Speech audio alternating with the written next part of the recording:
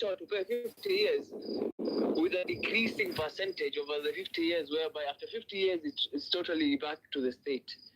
But once we make sure that everybody knows that we can own our institutions, yule mama mboga anaweza akaeka shilingi 100 ambayo baada ya miaka, even if it's 10 years, she'll get back hiyo shilingi 100 yake.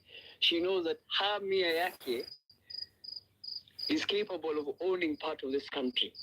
Because a lot of the common people view themselves and the government as aliens. They're not the same people, nor are they on the same level. But if we show the common people that sisi hapa tuko wageni, we can put kwani ni shingapi? Because if it's the money, we can raise it amongst ourselves. Honestly, put up shares. Even if they need us to raise the 2 billion USD, it comes down to $40 per person, divided by a population of 50 million people. The Adani deal projects that in 12 years' time, they'll be making 1.2 billion US dollars, and the government will be getting 76 million. Why are our resources building other? How does it even make sense? 76 million out of 1.2 billion. How stupid are we, honestly? Tumefungwa because of 8,000. Yes, protests do make a difference, but they don't go all the way. We need to put our money where our mouth is. Because Yule Mamamboga, this is the most radical thing and the most radicalized thing. Because this is literally what Ibrahim Afei did in Senegal. Because the local people contributed 1, 2, 3, 4, 5 francs. Because they believed this person was going to change their country. Today, a few years ago, he dissolved their parliament. Now he's introduced a bus truck system whereby over 1,000 people have been employed and 3,000 other. Yani, it doesn't even make sense why we are still in this situation. Let us put up the money for the airport. And let them, if they want to sell any other institution, what who own it? Because it is our motherland. Whose responsibility? Kibaki aliwauliza, kweni mnagoja nani akuje kuwajengea nchi yenu? Very simple language. Very simple. But if you're not smart enough, or you're not careful enough to think about it, and ndugu yangu tuko pabaya. We need to change. We need to put our money where our mouth is, because we're not patriotic enough. Kila mtu anapiga kelele wakati inamgusa. It doesn't work that way. We need to know the difference between what is national and what is personal. And what is national supersedes what is personal. So thank you guys. Those are my few contributions. Asante sana Fara, hiyo hasira tunaomba isishuke, manake hiyo ndo tunataka uitumie kuorganize, na NCCPA tuna model ambao tunataka Wakenya wa adopt, na model yenyewe ni hivi kwamba wewe kama Mkenya mzalendo organize watu idadi yake sawa na umri wako. Kwa hiyo kabla mwaka uishe, tafuta watu ambao the number is equal to your age. Educate them, show them why we need to come together and expand the pool of knowledge in the populace. Because when we do not succeed in the revolution we are currently working on, we must resort to the ballot revolution that's coming in 2027. So Fara, usikae mbali, haya mazungumzo tunafanya mpaka kwenye ukatano. So nitarudi kwako Fara, tutashikilia tu hapo, acha kwanza twende na Nixon, alafu wewe nitakupa fursa baadaye. Nixon, tunakuja kwako sasa. Chukua mic, twende. Yes, good evening. Can you hear me? Yes, Nixon, we can hear you loud and clear. Oh, that's very nice. This is my first time to be on this forum. I've been looking forward to this opportunity, and Caswell and Booker have been doing a great job to, trying to wake up the masses that are still sleeping. There's a lot of work to be done. I am happy that we both agree that pulling our resources together is the best way to move. I've been really impressed by the fact that you guys are welcoming and you are open to any individual join you in their individual capacity, and you're encouraging people to talk to 2, 3, 4, 10 people, even 1,000 people, in order for us to move as a unit. For me, I want to put this across that this country has now come of age that we can change and have proper and good governance. And like I've always said, we are in a labor room, and the labor pains are going on. They are pressing and they are heavy. We should not give up. We should keep pushing. We should keep going forward. It doesn't matter whether you are alone, you are 2 people, you are 1,000,000 people. We should keep pushing in our little capacities. I have several suggestions. Organizing People's Assembly is not a cheap affair. So I've been thinking and I've been saying there are several people that some are here, some are not here, that are doing a good job in their individual capacity, but they need support. And this support is basically financial. So even as you go and deliberate tomorrow at 2 p.m., I'd like us to come up with a financial plan. How do we ensure that this assembly of the people is in every county? For example, for me, I am in Trans Nzoia County. I have been doing my small portion, educating the masses. Huku Trans Nzoia, people are still in their tribal cocoons. They are seriously in their tribal cocoons, and they don't want to break free. And the people who are in tribal cocoons, they are the ones who have been greatly affected by poor leadership, poor governance, corruption, and plundering of resources that are meant to make their lives better. So I believe we need to come up with a plan, a financial plan, a strategy to ensure that we get to the villages, the remotest parts. That's why I am of the idea that we make those small videos, they are translated to every language. Then after that, we move like a swarm of bees.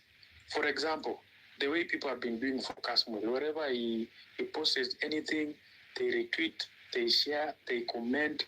We should be doing that to everybody and anybody.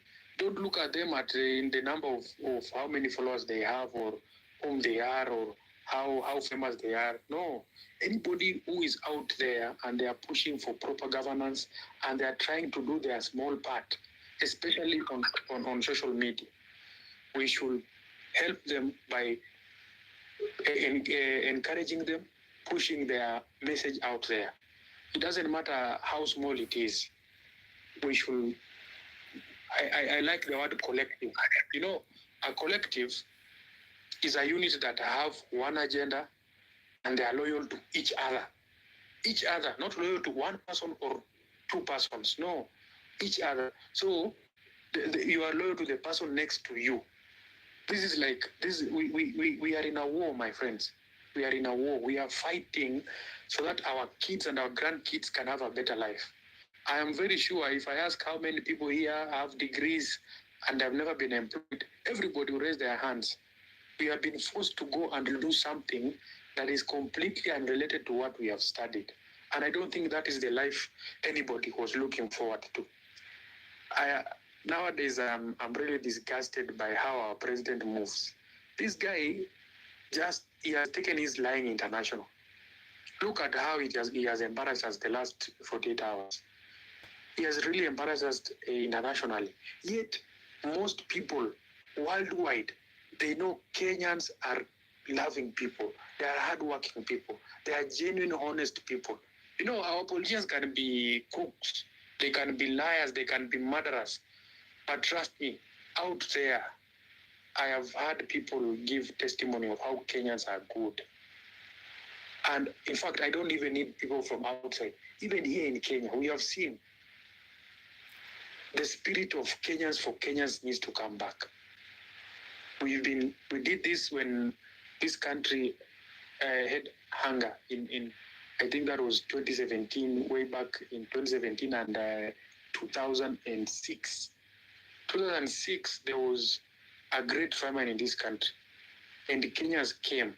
I remember because I participated in something called a hunger walk. We were collecting money. Then that day... Nixon. Yes. Nixon. Yes. I think you're moving too fast. There's something you just said. Tunasema rais wetu ametufanyia nini in the last 48 hours. Hebu rudia na usiende mbio sana. Manake tunaona kama hiyo inaoana na the 13 reasons we've been teaching to the people out there with regard to who our enemy is. Hebu rudia tena na uende pole pole. Sawa. So I was saying this. For the last 48 hours, that is Friday and Saturday, this guy called Ruto, the one that we gave the mandate to make Kenya a better place for us, he has gone out in Germany and embarrassed us as a nation. And it is very horrible, especially the way I've read the comments of people who are Kenyans in Germany. Those people, they have said their lives have become hard simply because the president went there, instead of just saying, I, as the president of Kenya, with the chancellor of Germany, we have agreed that our people from Kenya, skilled and semi-skilled and non-skilled or basic people, they will come over to Germany because Germany has opportunities. This guy had to go ahead and lie that they've agreed to have 250,000 Kenyans. My friend, even here in Kenya ourselves, we are complaining about Burundians, Congolese people, and people from even Uganda. They are taking our small jobs. We are complaining, yet they are not coming in masses. So you can imagine 250,000 Kenyans going to Germany. My friend, but the racism that was under that BBC news, my friend, it was heartbreaking. It was really bad. And I don't think if we are really going to stick to chapter 6, Ruto does not deserve to be our president. He does not. And the way we are talking about 2027, for me, if it was up to me, trust me, Ruto will be out of that seat as soon as yesterday. This man has embarrassed us. He has killed people. And he goes to podiums and say, I have not heard of anyone who has been abducted. A whole president that has intelligent briefs every Tuesday morning. In fact, nowadays it is twice, Tuesday mornings and Fridays evening. He has to be briefed, whether he's in the country or outside the country. This man is solely responsible for the problems we're having right now. He has killed our education system. He is now going to lease and sell our most prized national assets to outsiders. Bwana, hii vitu zote zimekuwa zikiendelea. It has reminded me, there's a comment that David D made. I've been looking for it sijapata. I don't know if anybody remembers when David D was talking about that our politicians are our slave brokers, and the slave masters need slaves. There was a point. There's some time back in August, either the first week or the second week. I did not bookmark it, but it is somewhere. And David D, in his arrogance and lack of social intelligence, he was really being bold, saying that simply what politicians are doing, they are simply brokers. They are selling us to our slave masters. I was really heartbroken because being a man in this country, it's a big problem for any man, especially considering the fact that majority of people in this country, they don't have money. They have to hustle. They live hand to mouth. Then a whole economist, a whole presidential advisor in matters of economics is telling people that they are being sold directly, without shame, without fear, without even an iota of pity. That's why I'm saying they don't deserve to be in power. They should be out of power as soon as yesterday. In fact, today, David D has been saying that if they will leave the government as corrupt as it was or even worse. Today, this very Sunday. In fact, I have seen Tuko, they evaluated that comment. That is very horrible. It is very horrible. Therefore, ladies and gentlemen, I want to encourage us, wherever you are, educate that person next to you. Mi husema hivyo. Mi husema leadership is influence. Whoever is next to you, make sure they are aware about Adani. They are aware about the poor governance from our president. They are aware about our leaders that are not interested in us. They are just, they are willing to deal us. Educate your neighbor, educate your girlfriend, your nephew, anybody that you come along. The good thing is, let me encourage us. Kenyans are aware. Right now, ukipata wale wazee wenye walikuwa wanasema vijana wanataka kuchoma nchi, watakwambia kumbe vijana walikuwa wanajua chenye wanafanya. Unaona sasa hii rais anataka kuuza JKIA. Unaona sasa hii rais anaenda nje anadanganya. Unaona sasa hii rais alisema ati atapunguza gharama ya kuendesha serikali, lakini anaongeza. Unaona?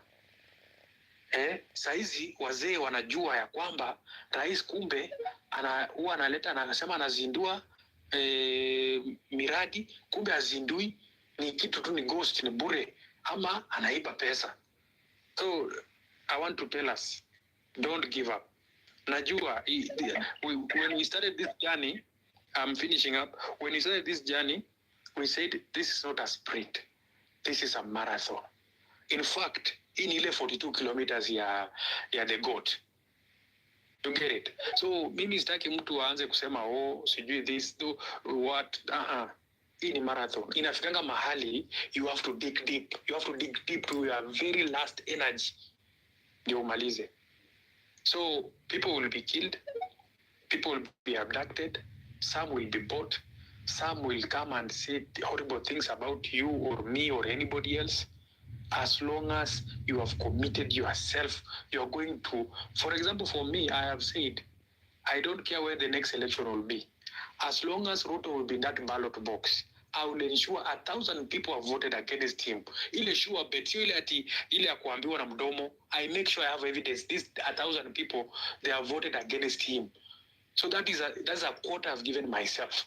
I don't care about my neighbor, I care about my quota. I will make sure I have 1,000 people. And even as I'm looking for those 1,000 people, I am telling them also look for 1,000. If we go by this principle, trust me, by the end of this year, we'll have almost 18 million people who are willing to vote against this man. It is very possible. But I want us to think about how to get the resources to push this knowledge. Because the enemy we are against, this guy has billions that are legit money. This guy has trillions that are illegal money stashed offshore. This guy has 3 decades of experience, political manipulation. So let us not take it lightly. Ati ni kusema kwa social media, we must have strategies, serious, concrete strategies. So ya kukaa, someone told me hope is not a strategy and waiting is never a strategy. The way we are hitting the ground now, the pace should go 10 times more. Thank you, ladies and gentlemen, and have a wonderful night. Thank you very much, Nixon, for your input. We are going to Chosky next, but just before we do, I would like to let you all know that there's a research team that Buka led, and they did the analysis with regard to where our country currently stands, and they looked at the state of the revolution, and amongst the reasons we are saying why Ruto must go, we were ahead of time, because if you look at the reason we've labeled as reason number 13, it's talking about selling our land and natural resources. But go to reason number 5, the one that talks about us, Kenya, being a puppet of foreign powers. It says that Ruto is selling our nation to foreign interests, auctioning our assets and leasing even our military to foreign lands for profit. And the question here has been, We know that our country is not for sale. For how long are we going to allow foreign powers to dictate our future? This regime, led by William Ruto, has invited Adani, a foreign power, to come and do that which Kenyans are capable of doing. Kenyans can raise 250 billion, and I'm glad that a breakdown has been given here that we only need to raise about 5,000 na tutaweza kutoa ile pesa ambayo inahitajika kuinua JKIA ifike kwa ile hadhi ambayo JKIA inafaa kuwa. Kwa hiyo, if you didn't have a reason to move forward and join this fight, now you do, because your future is being auctioned. Choski, ikiwa uko tayari, tunakuja kwako, alafu tuende kwa Tomboya, alafu Buka, I hope utakuwa uko tayari, tuendelee na mazungumzo. Choski, the floor is yours. Okay, guys.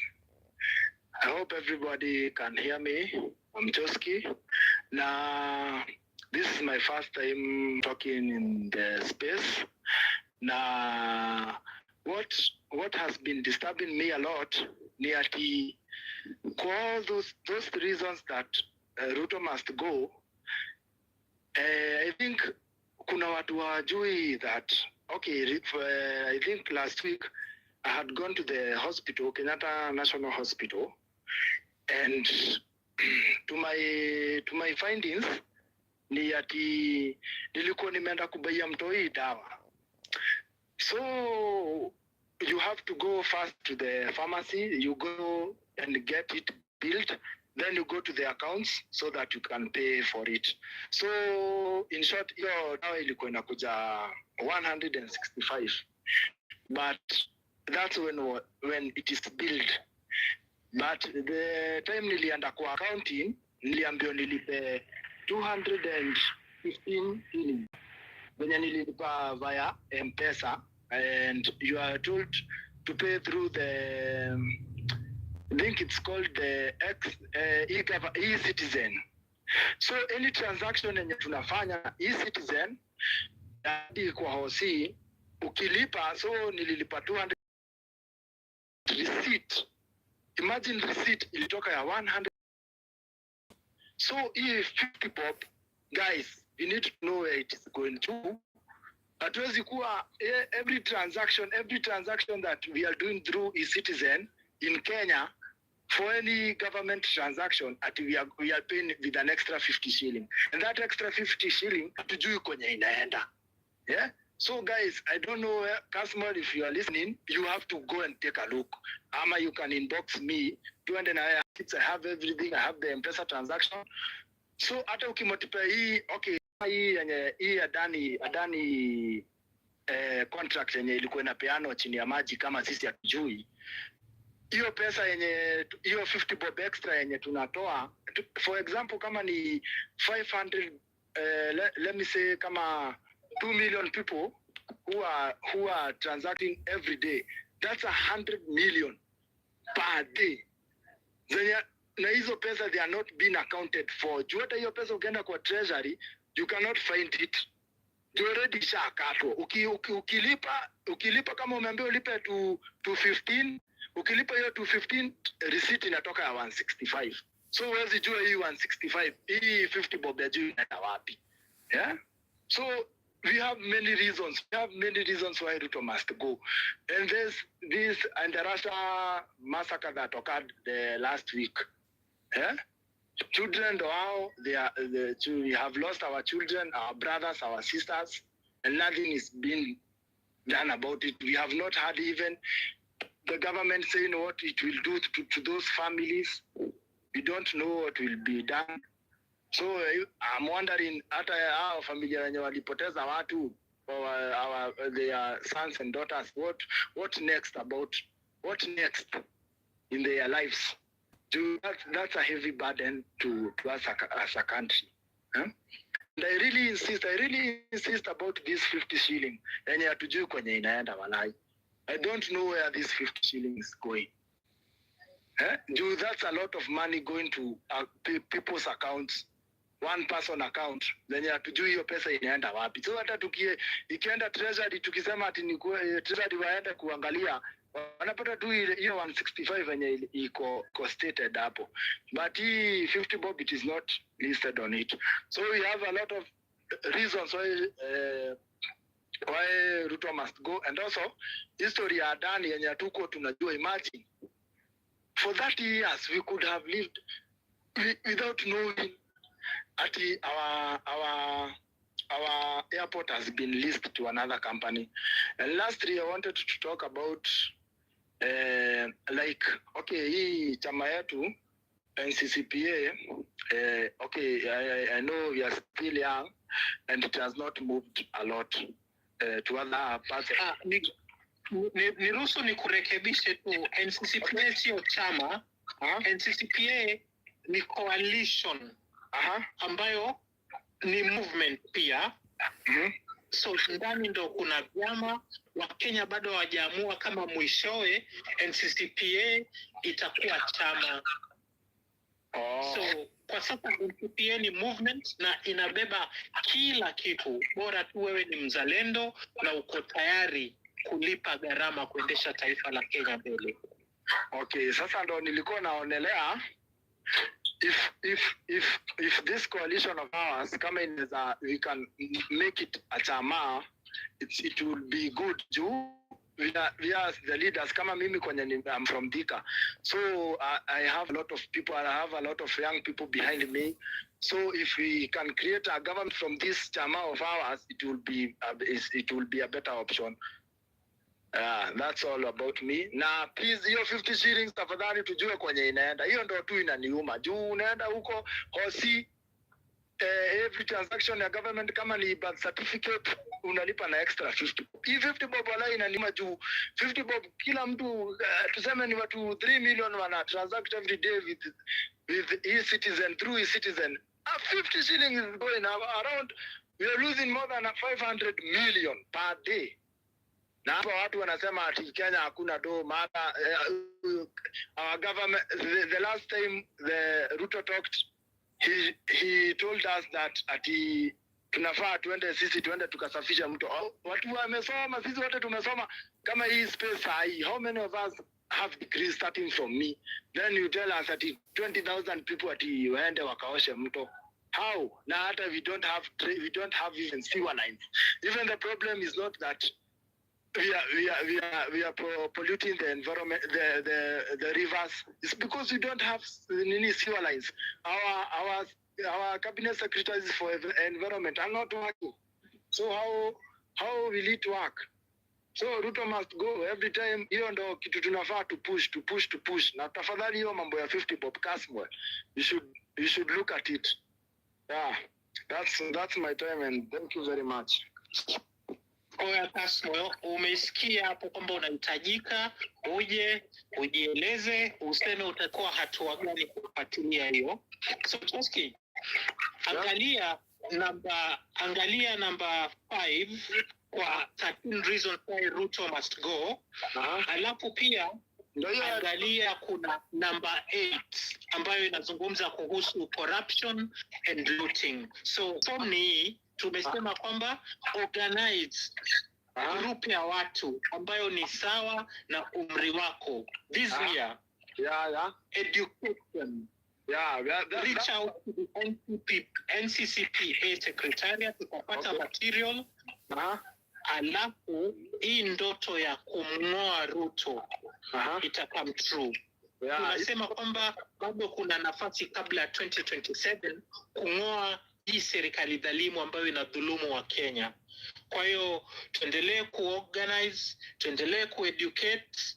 The future belongs to us who are taking action right now. And just to let you guys know, we do these every Sunday starting from 8 p.m. And in case the space drops, please look for the 5 letters. That is NCCPA. That's how we begin our conversations on X.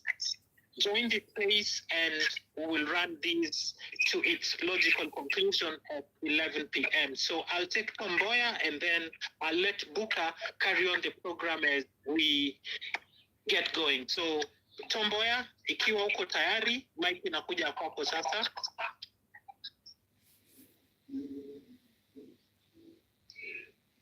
Well, naona kama Mboya ilikuja hang koti, sijui kwa nini hasemi, but kando yake tuna Victor. Oh, Tomboya is on. So Tomboya, the floor is yours. Please carry on.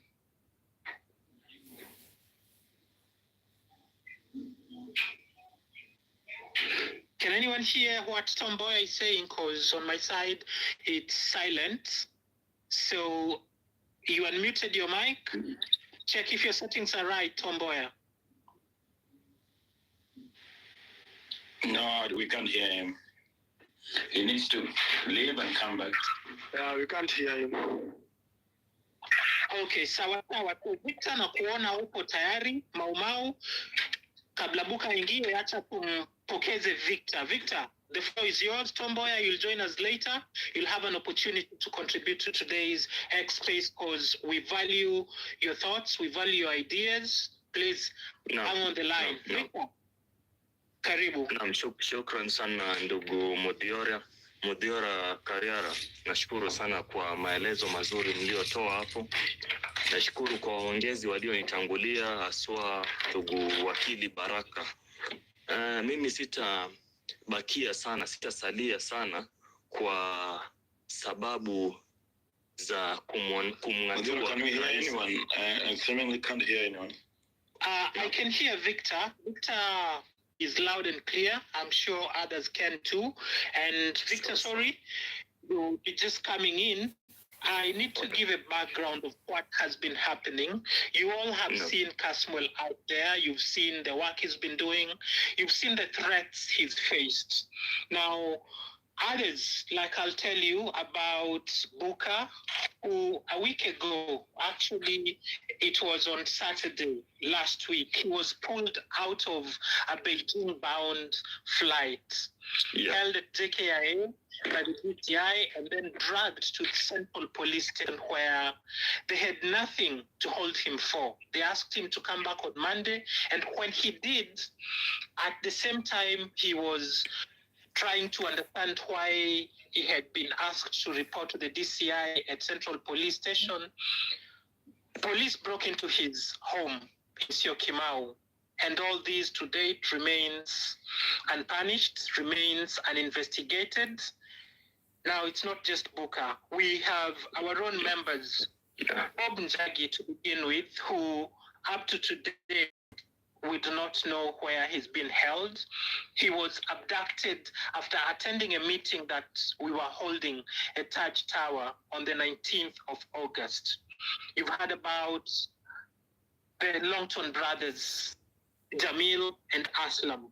And the list of abductees that the Kenya Human Rights Commission has submitted has over 70 names. So the people who are part of this coalition, the NCCPA, are those who had been organizing in the streets. People who have done the analysis about where Kenya is at and what action needs to be taken.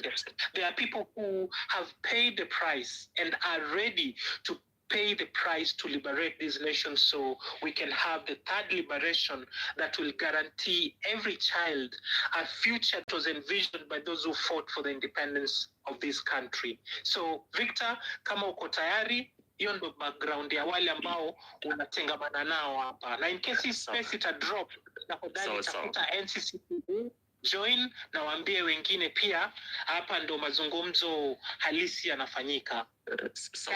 Shukran sana ndugu Mudhiora.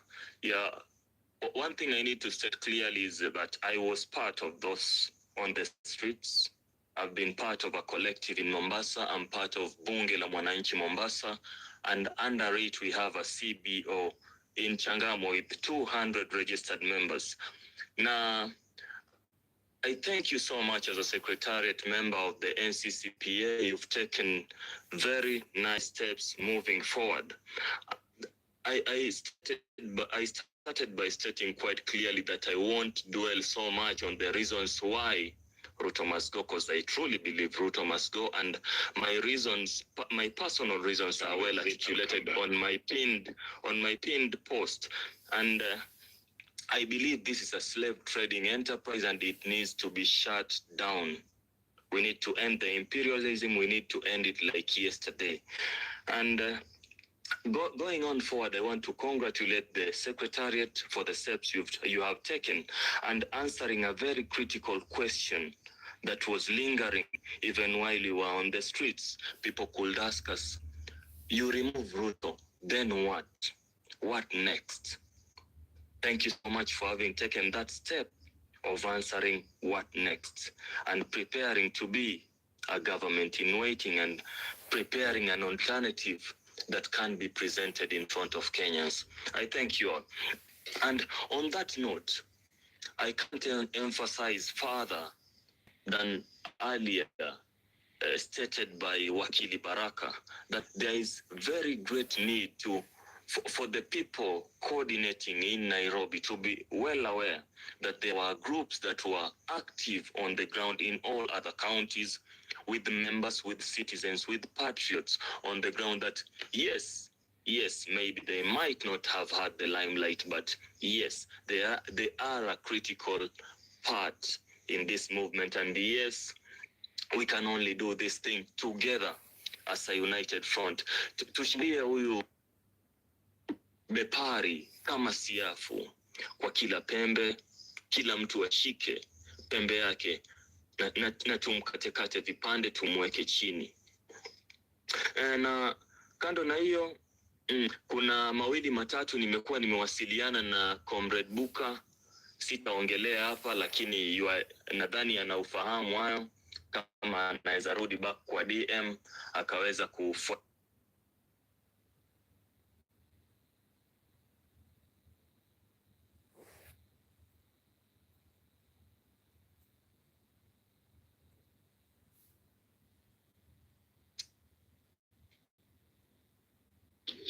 Well, seems like we lost Victor. I'm not sure if you're still able to hear him, but I'm sure we've had whatever comments he had. He's discussed about the kind of organizing they've been doing on the ground. Buka, ikiwa uko tayari, tafadhali join in. Let's take this conversation forward. Kasmo, you need to jump back in. We are headed towards the penultimate stage, and maybe there are speakers that missed that you may have spotted. Please carry on, Buka. Yeah, thank you, Mudhiora. I think we're going on well. Just to bring it back in, I was, and I don't know if this word might have been said, but it's a thing which I've been mulling over. The fact that there has been, it seems as though in our movement that the process is laden with, that ebb and flow, the whole gestation period, we get onto a high and then we go back into a low. And this is an observation that a lot of people have made, that we start with a lot of vim and vigor, and then it gets to a point where now suddenly we do not know what's happening. And as Rabbi Rouser aptly pointed out, that in whatever it is that we're doing and that we've grappled with, even in terms of driving change, is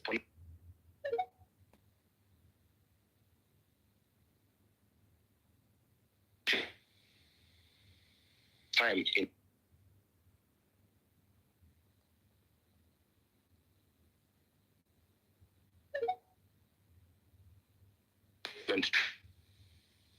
as I can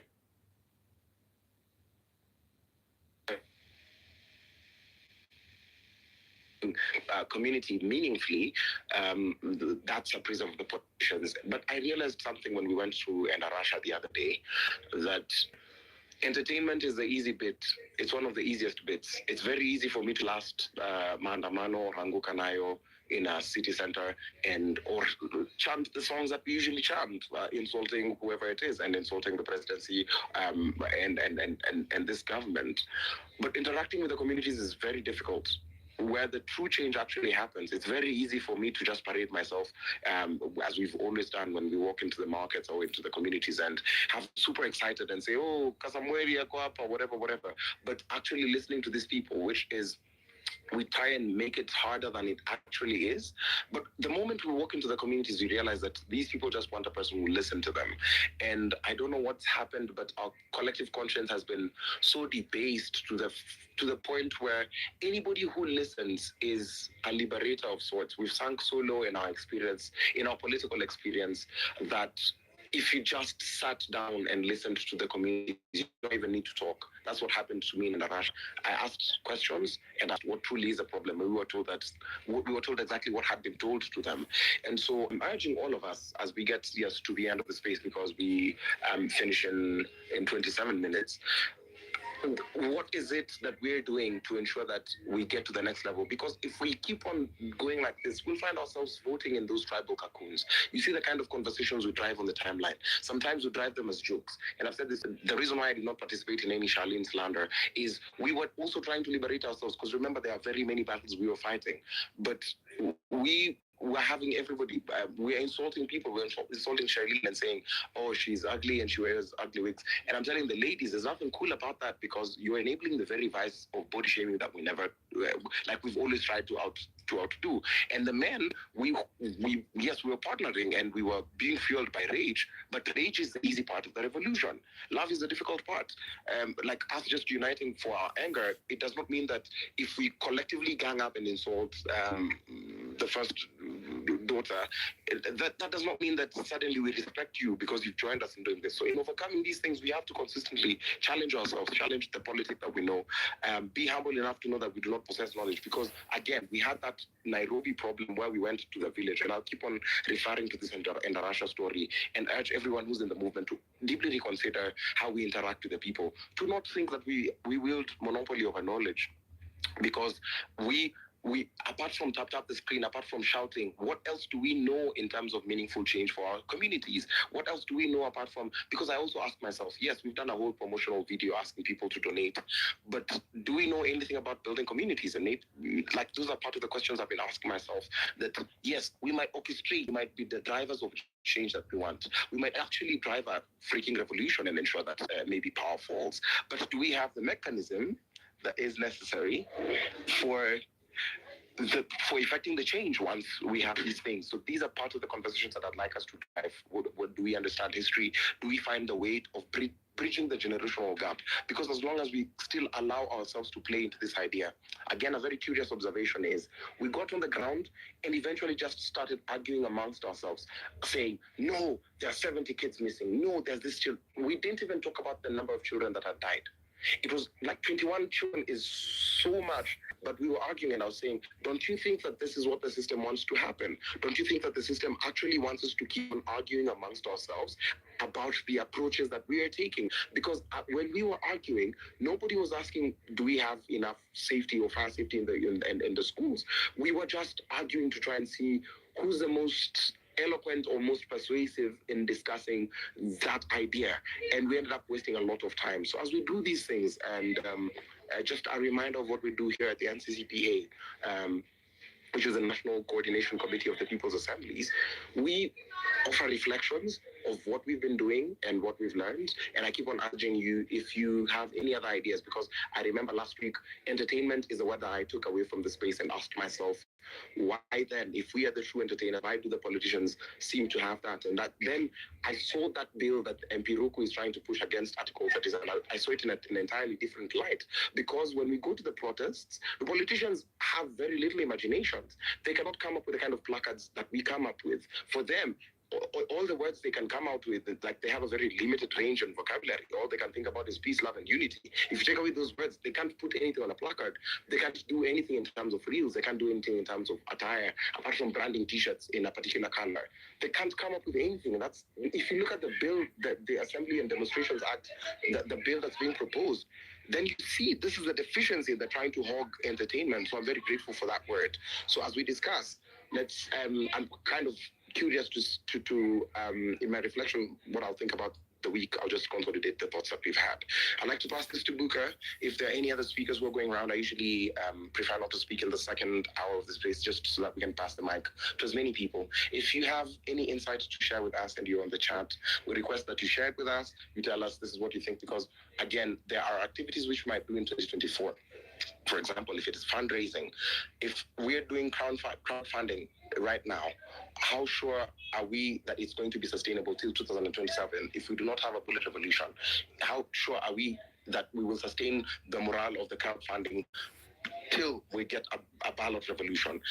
How sure are we that we can keep on, for example, just doing these campaigns that we keep on doing until 2027? So if you have any insights around sustainable work, because there are people amongst us who have been doing the work for months, for years, and we have just not been listening, or we've not been aware enough. Some of us are having our political awareness recently, and if there are people who've been doing the work and we've not been listening, is it a problem with the messaging, or is it that we're lazy or we cannot read, or what is it that's preventing the right information from reaching these passionate individuals, from reaching the people who are willing to actually drive the change, or people who've been following the privilege of orchestrating the change, as it might be? So if you have ideas on advancing that, please do drop that in the chat.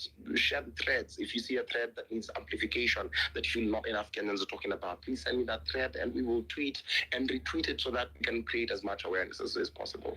Luca, I'd like to give this to you so that you can take it away, do the last maybe round of mic drops, and then we will call it a space. Thank you very much again, everybody, for joining. Take it away, Buka.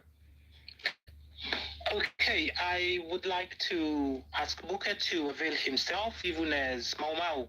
If you're hearing me, get in, and after Mau Mau, Anthony jitayarishe, alafu tutafuata na Profesa Ogola.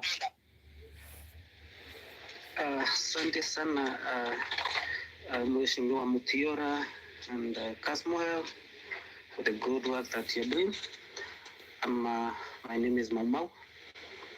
I'm on the space, and this is not my first time to attend a space, probably my first in your space to speak, and I thank and say that it's a privilege to have an opportunity to speak on your space. I rise to probably paint a different picture on the current state of the purported division politically across Mount Kenya and what might appear to be across the country. I would like to say that what you see is an illusion. What you see is a continuation of an art which was well mastered by Ruto himself, who drove this agenda when they were conjoined by Uhuru in the previous regime. And most of the people then bought to it. I remember talking to individuals, and I tried to propagate that narrative to them that they are falling to a trap.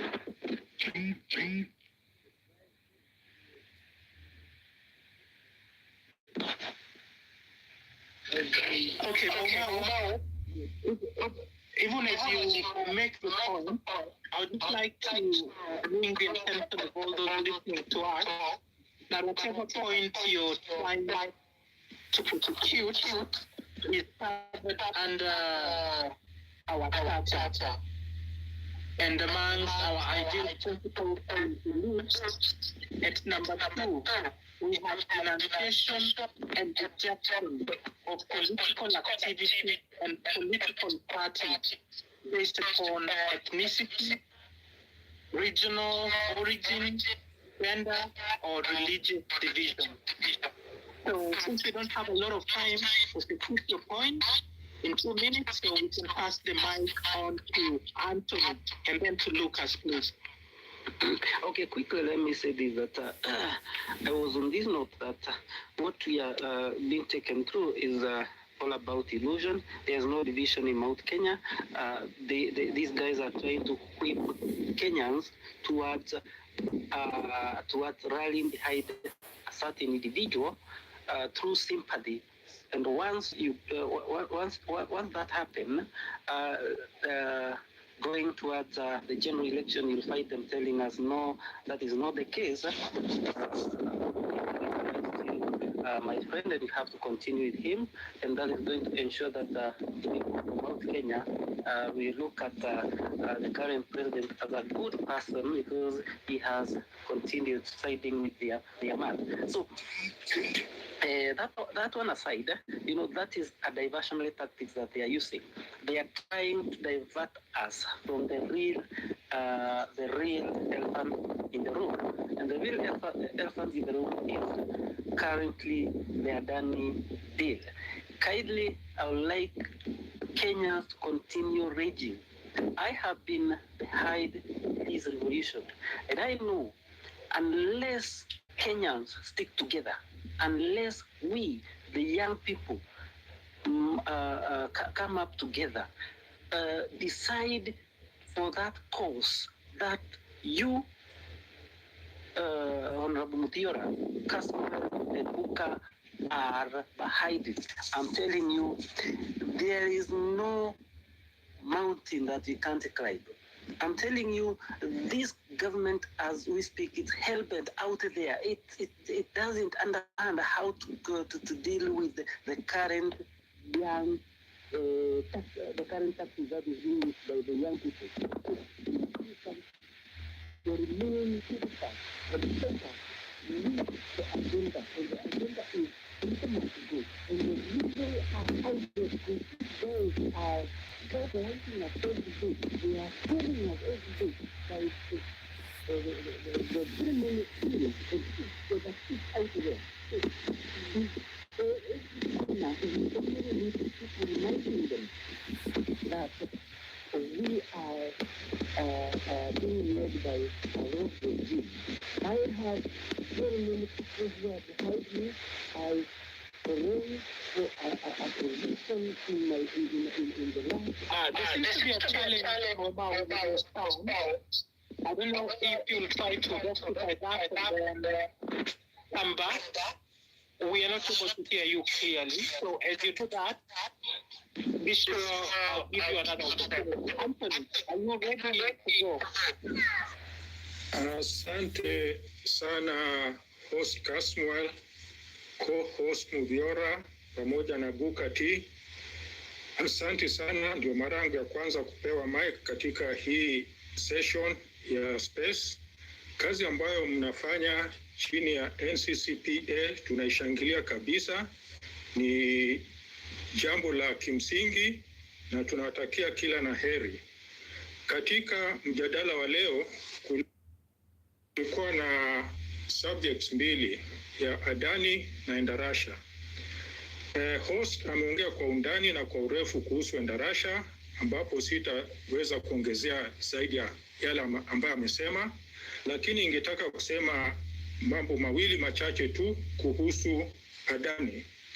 Wiki hii iliyopita kulikuwa na sessions za Senate kuhusu mambo ya Adani, na tulikuwa na waziri Davis Churchill pale, na mambo kadhaa iliibuka. Ya kwanza ni ya kuwa Adani, vile Churchill alikuwa kiongea, ilikuwa ni ya kwamba hii arrangement ya PPP ikifuatiliwa na PIIP ndio serikali iliona inaweza ikasaidia nchi hii. Lakini vile ambavyo masenators waliongea, vile walifuatilia na kuhoji Davis Churchill, mara nyingi alikuwa hawezi kuwa na majibu ambayo inaridhisha. Ya kwanza kabisa kulikuwa na consultants ya kwanza ambayo ilifanywa na AIG, Spanish consultants, ambao waliajiriwa na Kenya Airports Authority. Na recommendations ya feasibility ya hiyo consultants ya kutoka Uhispania ilikuwa ni ya kwamba serikali ya Kenya ifanye marekebisho na improvements katika JKIA ikitumia competitive bidding. That was the recommendation in the AIG consultancy feasibility study. Lakini serikali ilisema ya kwamba waliona kwamba njia ya Adani inafaa zaidi, na sababu ile ambayo ilipendekezwa na Churchill ilikuwa ni ya kwamba watu wakifuatilia hiyo njia kutakuwa na saving ya 18 months kufanya procurement. Sasa nimekuwa nikifuatilia Senator Onyonka kwa makini sana, na mkiangalia timeline yake, Senator Onyonka amereveal ya kwamba kuna barua ambayo iliandikiwa KAA 2022 ambayo ilikuwa ikiomba kampuni kutoka nafikiri ni Marekani ama India ya kwamba wangependa kupeana bid yao chini ya PIP. Na kuna barua ingine ya juzi kabisa piko katika timeline ya Onyonka ya July 2024. Pia walikuwa kitaka kutoa privately initiated proposal. Kwa hivyo kusema kwamba ni Adani peke yake tu ambaye serikali ilimtambua si jambo la ukweli. Ni jambo ambalo sio ya ukweli kabisa. Kuna jambo lingine ambalo lilitokea katika hii Senate hearing. Nilisikia mwenyekiti wa hiyo kikao alielezea waziri kwa uwazi kabisa ya kwamba katiba ya Kenya inatarajia public participation katika contracts za aina hii. Karatasi zote za Adani zinaongea juu ya stakeholder participation. Na tukiingia kwa stakeholder participation ni watu kama Kenya Aviation Workers Union, watu wa Civil Aviation Board, lakini ambayo Constitution inawekea mkazo ni public, the sovereign. Lazima aidhinishe wakati wowote ambapo serikali inataka kuingia kwa mkataba kama huu. Kwa hivyo, at the very initial stage, the government imeingia katika hii arrangement ya Adani deal, flouting the Constitution of Kenya. Na kuna jambo lingine ambalo la muhimu ya kwamba kuna the legislative challenge ambayo imeongozwa na Senate, na conclusion yao ilikuwa ni ya kwamba hii Adani deal watu wa Kenya waitaki. Na kumbuka vizuri sana Sifuna alisema ya kwamba ujumbe yake kwa minister ni watu wa Nairobi wamemwambia hawataki hii deal ya Adani. Kunayo challenge ya legal. Kuna petitions nafikiria zimefikishwa kotini. Kuna LSK pamoja na Kenya Human Rights Commission ambayo it is still pending na pia itasikizwa. Na hiyo pia tutangojea tuone uamuzi wa koti kuhusu swala hilo. Ikifail hiyo legal challenge, hiyo ya Seneti ambayo imekataa hiyo kandarasi, kuna the last challenge ni ile ya we the people, watu wa Kenya as the sovereign. Hata serikali ikiwa itaingia katika hiyo kandarasi, lazima tusimame imara. Kuna ubalozi wa India hapa nchini. Katiba yetu ya Kenya inasema ya kwamba serikali haiwezi kuingia kwa any participation involvement na kampuni ama mtu yoyote ambayo hana jina safi. Hiyo ni ile integrity clauses za Kenya. It applies even when the state is entering into arrangements with other parties. Kwa hivyo constitutionally hakuna vile ambavyo Adani anaweza kushirikishwa katika mambo ya Kenya. Kuna vitu vingine pia ambayo niliona katika mazungumzo hayo ambayo serikali polepole imeanza kuziondoa. Kuna 18% perpetuity at the end of 30 years ambayo Adani ilikuwa imiliki. Waziri alisema hiyo sasa haipo. tumeshaiondoa, haipo. Kuna ile ya Adani kumiliki 30 hectares za Kenya Airports Authority. Hiyo pia waziri alisema hiyo pia haiko. Kwa hivyo sasa hiyo tumeiondoa, haiko. Na ambacho kinatendeka ni kuna team ambayo ilienda India, 16 people ama watu kama hao, na vile wanavyojaribu kufanya sasa ni kuangalia zile swala tete ambazo zimegadhabisha wananchi, wanajaribu kuzitone down. Ilifika hata mahali waziri alisema ya kwamba ile funding arrangement iliongelelewa hapo hiyo mbeleni, ambapo equity ya kutoka Adani ni only 30% of the 1.8 billion US dollars na debt ya 70. Serikali ya Kenya itajaribu kuongea na African Development Bank ndio tuweze kupata interest rates za chini ya hiyo mkopo, ili tusiendelee hii arrangement from the bottom coming back to come to the forward. Lakini mimi kwa msimamo wangu, kwa njia ambayo mimi naona ni kama wananchi tusimame imara, tusiwapatie nafasi hata kidogo.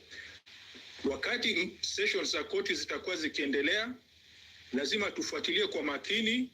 Wakati serikali itasema the final decision yake, hizo zote zikifail, maombi yangu ni civic education tuizidishe vile ambavyo NCCPA imeongoza.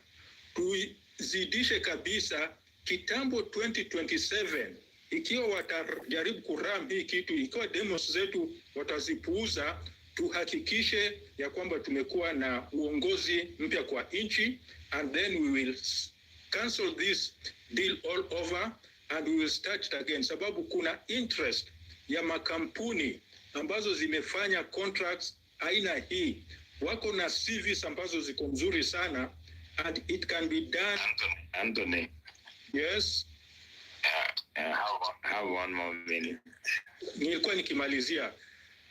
Asante sana. Tutajaribu tuiangalie namna ya kuifanya hata through competitive bidding, sababu kuna interest. Sio Adani peke yake ambayo ndiye alikuwa na uwezo wa kufanya hii kandarasi. Na rejesha Mike, asanteni sana kwa kunipatia fursa hiyo ya kuongea. Yeah, thanks Anton for the reflections, and Mudiora, my co-host, and Kasma. I was dropped a bit, but I'm back. But we are nearing the end of this space. I request that the next speakers to also try and save time. But this session, just to summarize it as we go forward, is that the National Coordination Committee of People's Assembly is deliberate and intention of organizing the Kenyan people to take political power. And even Chosky, who had persuaded us that the National Coordination Committee for People's Assembly should be a political party, we firmly believe that a political party must be a product from below.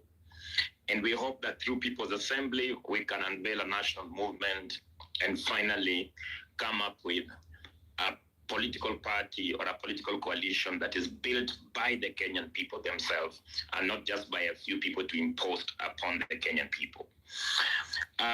In the issue of fundraising, it's important that because in this space we have so many people, and we rely on your suggestions in terms of, I know we have been trying to build systems for accountability before we can get into public fundraising. But we also hope that the few speakers that are speaking at the last leg also could, come up ideas on how to publicly resource this important pro-people initiative.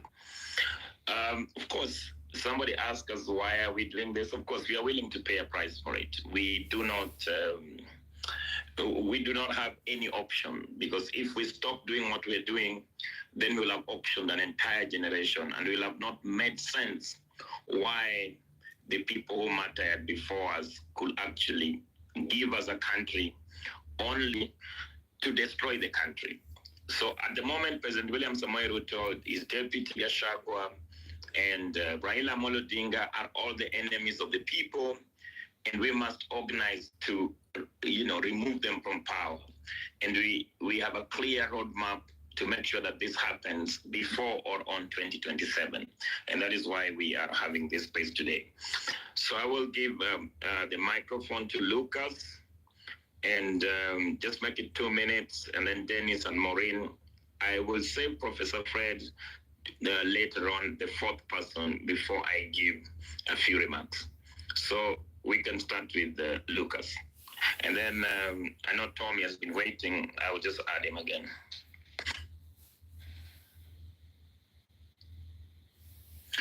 Lucas, have the mic.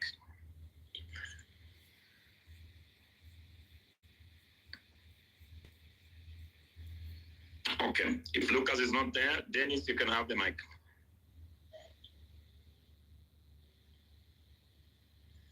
Kindly unmute your mic.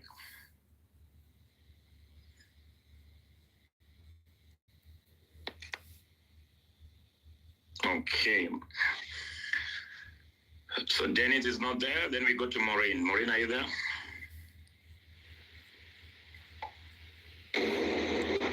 Hi, guys. Hi, Maureen. Carry on. Yeah. Yes, I'm here. Yeah, you can speak, Maureen.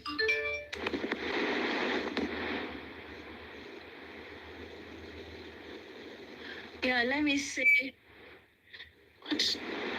start by saying that I love the work. Wow. It's like, I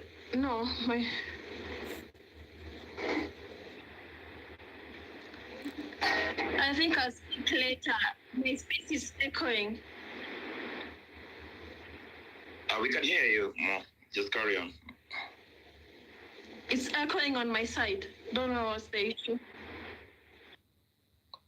Let me see if somebody's mic